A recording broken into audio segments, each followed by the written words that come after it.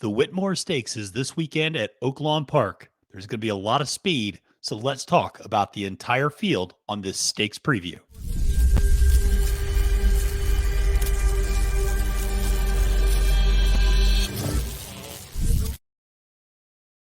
Salutations and welcome, friends. I'm your host of this stakes preview here on Trust the Profits. My name is Matthew DeSantis, and you can find me on Twitter at the handle at Failed to Menace. Well, like I mentioned at the top, this is a big weekend at Oaklawn Park. There might be a lot of other stuff going on. You got the NCAA tournament. You got St. Patrick's Day this weekend. You got a lot of other festivities, but Oaklawn Park has got a lot of great races and is highlighted by both the Whitmore Stakes and the Essex Handicap. Listen, we here at Trust the Profits, we got you covered at Oaklawn Park. Colin Sheehan did his doubling down, looking at this late stakes sequence. The formula did an Essex handicap preview. I'm doing a Whitmore preview with a very special guest that I'll bring on in here in a second. But before we get to that, just make sure to press that subscribe button here on YouTube to subscribe to Trust the Profits. We have you covered. Next week, man, we got wall-to-wall coverage next week coming. We got the UAE Derby. We got what else do we have? We got the Louisiana Derby. We got all and the Louisiana Stakes. We got so much content for you focused around the Kentucky Derby countdowns. We got great guests. We have a lot of different stuff coming out for you. Get you ready for the Derby prep season, whether it's in the United States, whether it's abroad. We got you covered. So make sure to check out Trust the Profits, and make sure to follow me on Twitter at the handle at Failed to Menace. Well, like I mentioned, I have a very special guest joining me today to help me talk through this Whitmore Stakes. And so here joining me is a guy that I've gotten to know online over the last few years. That's the one thing I love about the horse racing community is you bring together people from all parts of the country and you get to know each other and you're bonded over a love of the sport. And so Lon Garfield Jr. joins me today. Lon, thank you so much for coming on the Trust the Profits and the Stakes preview. Really appreciate you taking the time to talk to me. Yeah, nice to have you, Matthew. Been watching you guys for weeks and months. Yeah, I'm here. Indeed you are. And so, like I said, thanks so much for being here, Lon. And so I wanted to start with just maybe a very basic question was, what's your thoughts on this Whitmore Stakes? I thought this came out to be a pretty nice field, and I think it's a pretty intriguing race. Yeah, it's a pretty good race. I think the Asmussens stand a chance in there. Mm-hmm. Yep. No, for sure. So this one is a race where let's pull up the field while we're talking about it. So it is a 10-horse field. You mentioned the two Asmussens on the outside, Cogburn and Morello. Yes. But this is a race that should have a lot of speed. Mm-hmm. When you were looking at this one, Lon, what were your thoughts in terms of who's going to be going to the front and kind of what some of the pace scenarios might be in this race? To me, I think it's going to be the two Asmussens going to be setting the early fractions. Morello going to be sitting right off of Cogburn or Cogburn. Yeah, Cogburn. Yeah. Yeah, no, it is. Cogburn's absolutely going to be having a horse that absolutely guns it for Ricardo Santana Jr. Yeah. And the horse that is, I think, a little bit of the fly in the ointment is going to be Pirate Rick, the number 8 horse, because that's a horse that also has a lot of early speed. And the thing about Pirate Rick is, he's there at the start, he's not there at the end. As he fades a little bit coming down the stretch. And so he is cutting back. He's been running at 7 furlongs a little bit. This is obviously 6 furlongs. I don't know if that's going to make much of a difference if he gets hooked up with Cogburn at the front end. That seems like a tall order for him to try to do anything and to finish up on the board, but it could really press a very aggressive pace in the race. Any other horses you were looking at in this one that you thought were kind of interesting? I like I said, I like the Asmussen Morello. He won the Gotham impressively. Mm-hmm. And Dwayne Lucas, he's coming off the pace with Spanker. Yeah, Spankster, yeah. Yeah. Yeah. No, I think Spankster's an interesting horse for Dwayne. He will be coming off the pace. And I think if you're looking at the way this race might set up, with a lot of speed up front with Cogburn and Pirate Rick, then you are going to want to look for horses that are going to come from off that pace. And you mentioned Morello. I kind of like Morello a little bit in this spot too. I think that he's an interesting horse that should get a nice trip.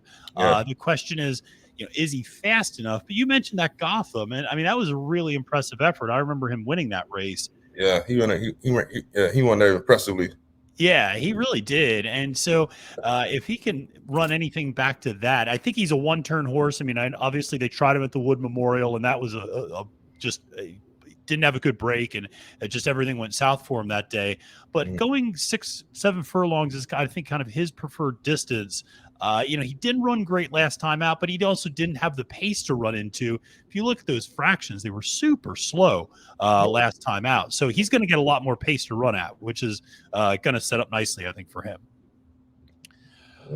Yeah. So a couple of other horses just to mention, with the fast pace, there is the horse Tejano Twist for Chris Hartman. And this is obviously the morning line favorite at 3-1, the number 2 horse.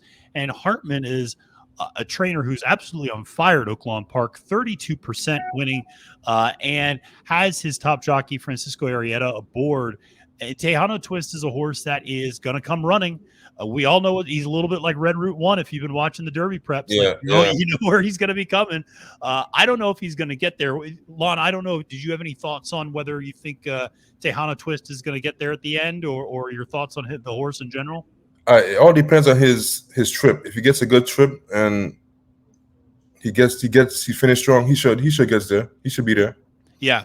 No, I agree. I mean, he's a horse that, if you go back and look at when he is at his best and when he can kind of get there, he needs certain fractions. And he typically needs like a 21 and change and like a 44 and change opening quarter and half. And if he gets a really fast fraction, then he can run into it. If he doesn't get those fractions, he's not going to be able to close, and he's not going to be able to get there.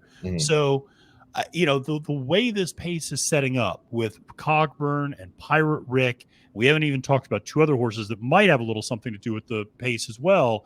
He should get those fractions. And if he does, I can see a world where he gets home and for a really hot trainer too. So, it's going to be, I think, a big challenge, but it always is for Tejano Twist. But that's a horse I've always really liked. I don't know. I'm always a sucker for that horse.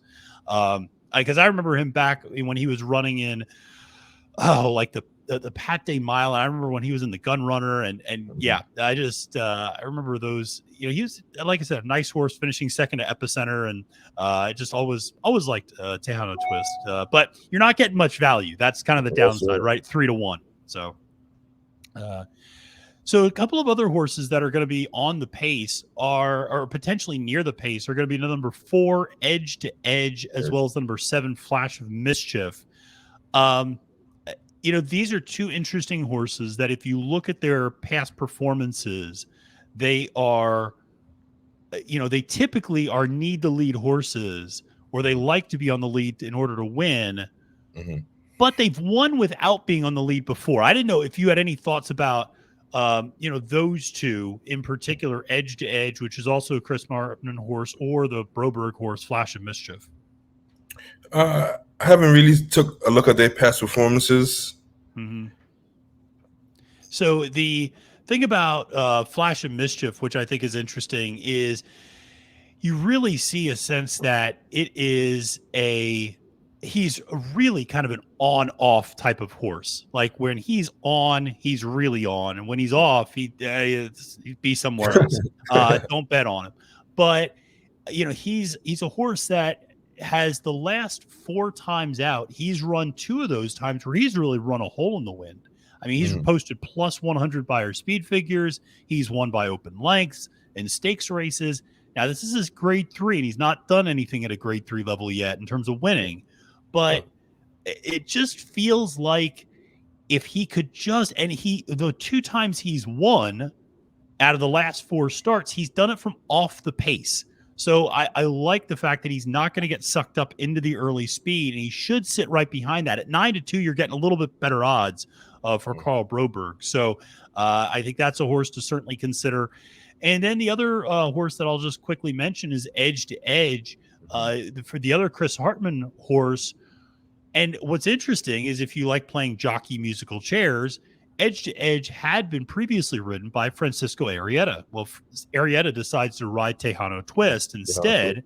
And now Edge to Edge is being run by Nick Juarez, who is Hartman's kind of second rider. And Edge to Edge is an interesting horse. Last 2 times out, wired the field from the start to finish, took him gate to wire. Has sat a little bit before, though, although I'm just not entirely confident in his ability to win from off the pace. He's done it in the past, but at lower levels.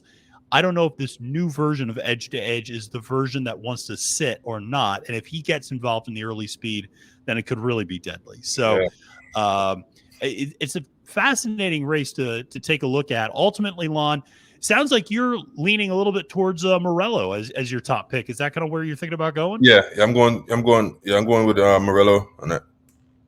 Yeah, I think I like him, and I like Steve Atkinson as my exacta.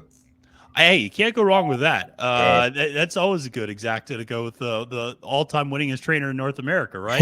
Yeah, so, I like that. And you're getting some value, right? I think that's an interesting play. I think that's an interesting, because here's the thing about Cogburn that we should mention is that Cogburn, with the exception of one time in debut, has never finished out of the exacta. He's 5 for 6 in the top 2. So, I mean, he's one of the safest bets you can possibly make in terms of finishing in the top 2. Yeah. And if you think that pace is going to wear him down a little bit, then it makes sense to use a horse like Morello up top and do a 10-9 exacta. And you got Flavien Prat aboard Morello, which I think that actually fits his style really well. Perfect. I think, yeah, I agree. No, I think I really like Morello and Pratt in this spot a great deal. My top pick in this one, I'm going to go in a slightly different direction, although I really like your Morello pick, and I'm always a sucker for double-digit price horse. So I always like that. But I'm ultimately going to go with Flash and Mischief for Broberg and Christian Torres. Torres is the leading jockey at Oaklawn Park. Flash of Mischief, I just have a feeling, again, he's an on-off type of horse. I have a feeling this is going to be an on one for him. I think the pace is going to set up nicely. I like him. I do like Morello included in some vertical exotics. Absolutely, we'll probably be using Tejano Twist too if you're going 2-3 deep in a vertical exotic as well, because he's going to come running at the end. It's just a matter of whether he runs out of time or he gets there. This is, I think, like I said, a really good race, and excited for the Whitmore Stakes here this Saturday at Oaklawn Park. Lon, any final thoughts about this race, or how much you might be venturing to bet on Morello in this one? It looks like he's 15-1. Place a bet on. Oh yeah, no, you put a nice little bet on Morello, and you got a nice St. Patrick's Day weekend that way. Yes, sir. No, this is great. So, well, listen, thank you, Lon, for joining me. Really appreciate it, and I also appreciate everybody out there watching and listening. So make sure to press that subscribe button on YouTube for Trust the Profits. Make sure to give me a follow on Twitter at the handle @FailedToMenace. Until next time, friends, my name is Matthew DeSantis, wishing you a great and prosperous day at the races and reminding you that it's now post time.